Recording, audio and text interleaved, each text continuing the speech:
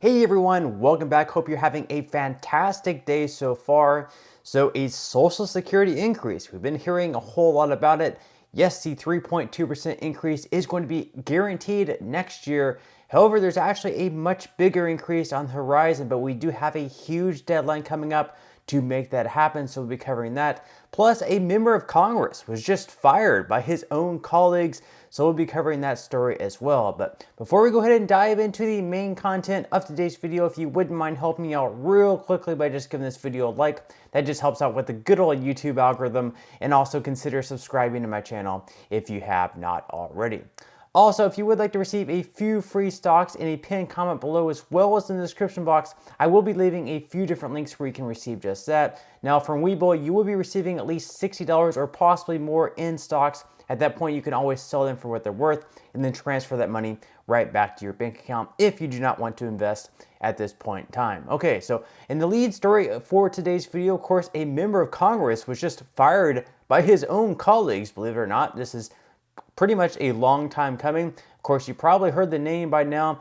The name is George Santos. So he is a Republican in New York. So according to The Hill, the House voted Friday to expel Representative George Santos, ending the New York Republicans' tumultuous tenure in Congress and officially etching his name in the history books as the sixth lawmaker ever to be ousted from the lower chamber. The extraordinary move, unseen in 20 years, took 3 attempts over 6 months and required support from large numbers in both parties to meet the inflated threshold, 2/3 of the chamber, for expelling a sitting member. The final tally, 311 to 114 to 2, surpassed that mark, with 105 Republicans joining almost all Democrats to remove the scandal-plagued Santos after just 11 months in office. They go on to say that while Friday's vote to put a book in on Santos' time in Congress, his legal conundrum is just heating up. The New York Republican is facing 23 criminal counts on allegations that he misled donors, fraudulently received unemployment benefits, and charged his donors' credit cards without authorization. He has pleaded not guilty to all charges and is set to go on trial in September of 2024. So a couple of things there. Obviously, this sets a precedent that perhaps, lawmakers or just people in general that have not yet been charged or have not been actually pleaded guilty or counted as guilty can be expelled from Congress. Now, I'm not saying this guy is completely innocent. Obviously, there's a lot against him. There's a lot of evidence. But right now, it's just, allegedly that he's done all these things. Of course, he is innocent until proven guilty. So that's definitely interesting. Also, it's going to really narrow the House GOP's majority in the House. So that's pretty interesting as well. And finally, I really hope in the near future, assuming this guy is guilty, which of course we shouldn't assume anyone is guilty, but if he is guilty, just members of Congress in general, we need to hold people to a much higher standard. We just have a lot of craziness going on in Congress right now, where we have congressmen and picking fights, threatening to punch each other in the face. We have people running around pulling fire alarms. It's just absolutely ridiculous. We need to hold our people in Congress to a much higher standard. They're representing us, and we need, a lot more maturity going on in D.C. So, while this is going on, we actually have a Democratic senator saying, it's fine that we're expelling George Santos. They're probably doing the right thing. But at the same time, we actually have a Democratic colleague in the Senate who is pretty much doing exactly the same thing, if not worse, in Bob Menendez. So, in fact, he should be expelled from the Senate as well. So let's go ahead and watch this clip by John Fetterman. And you've also been calling to get rid of Menendez, I know. But first, before we talk about that, what's your reaction to the expulsion? Well, it's like I'm not surprised, but to me, I think the more important picture is that we have a colleague in the Senate that actually did much more sinister and serious kinds of things. Senator Menendez, he needs to go. And if you are going to expel Santos, how can you allow to somebody like Menendez to remain in the Senate? And Santos's kind of lies were almost funny, and landed on the moon and that kind of stuff. Whereas, I think, Menendez, I think, is really a senator for Egypt, not New Jersey. So I really think he needs to go. And especially, it's kind of strange that if Santos is not allowed to remain in the House, someone like that. Yeah. Are you, though, uncomfortable with the fact that there hasn't been an adjudication, that while he's been charged, there hasn't been a conviction? With Menendez. I am. And it's like he has the right for his day in court and all that, but he doesn't have the right to have those kind of votes and things that's not a right. And I think we need to make that kind of decision to send him out.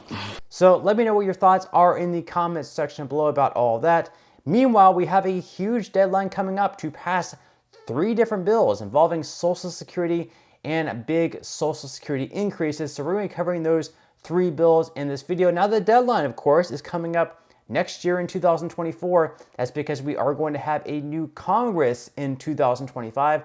Of course, the voting is going to be in November of next year in 2024. It's going to decide a new Congress.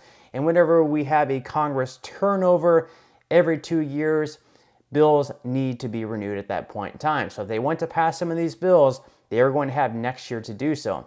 So the first bill that we are going to talk about is the Social Security Fairness Act. Now, in the Social Security Fairness Act, they would be repealing the WEP as well as the GPO. And what those 2 things are is that they basically make it so people who receive both a pension as well as Social Security benefits, well, instead of receiving what they would normally have received in Social Security, they actually get less of Social Security because they're also receiving a pension. So it's distinct like public workers, like firefighters, police officers, teachers.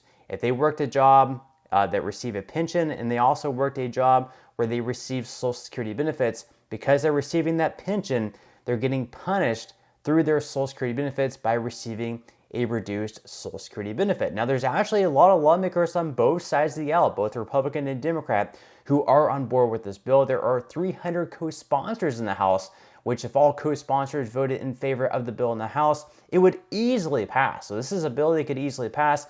Not sure why exactly they aren't voting on it, but they will need to vote on it by the end of next year in 2024. Otherwise, they'll once again have to renew the bill in 2025 in order for it to pass.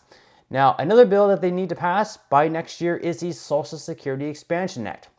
This is a bill by Bernie Sanders, and if this bill were to pass, everyone receiving Social Security benefits would be receiving a $200 per month increase. Also, if you're receiving the special minimum benefit, right now you're receiving a very small amount, less than what the federal poverty line is. But if it were to pass, you would receive what would end up being around a $485 increase. That's because whatever you're receiving now, you'd actually be receiving 25% above the federal poverty line. So it still wouldn't be a huge amount, but it would definitely help with that. Then we also have the Social Security 2100 Act. This is a bill by John Larson. In this bill, unfortunately, it would not be a $200 per month increase, but everyone receiving Social Security benefits would receive a 2% increase across the board. And then for those receiving the special minimum benefit, for you guys, you would also, of course, just like in the Social Security Expansion Act by Bernie Sanders, you'd also be receiving right around a $485 increase, and you would then be receiving an amount at 25% above the federal poverty line. And of course, that amount increases every single year. So you would be receiving larger and larger increases every single year.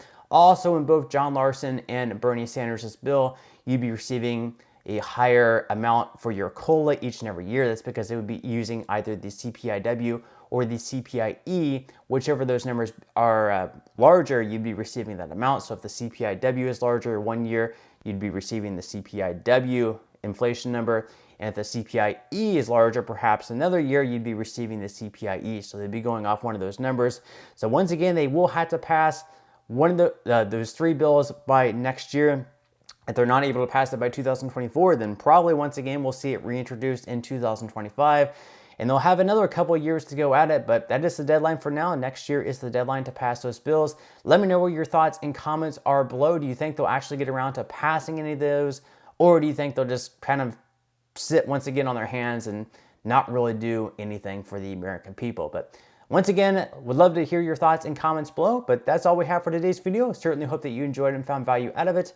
If you did, again, I would greatly appreciate if you could give this video a like. Consider subscribing to my channel if you have not already, and I will see you in the next video.